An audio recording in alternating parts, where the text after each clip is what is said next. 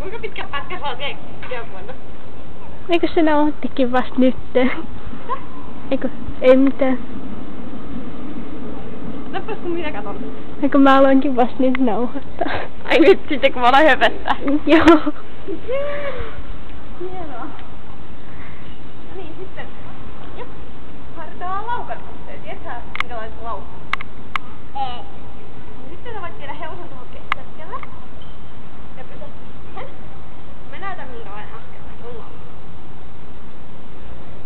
Laukka on periaatteessa kolmitahtinen askellaji. Ja se on niinku, jos katsotaan, että se olisi vaan 3 askelajia, niin se on niinku se nopein. Ja se on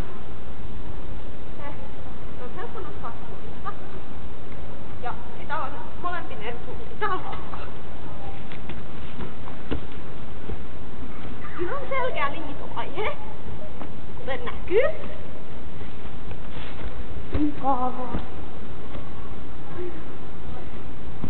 Se rullaa. Vanhemmillaan se rullaa. Huonommillaan se on semmoista epämääräistä tämmöistä jotain. Taikaston laukkaa, jolloin se on se liitovaihe saattaa mennä liikenkin pitkälle.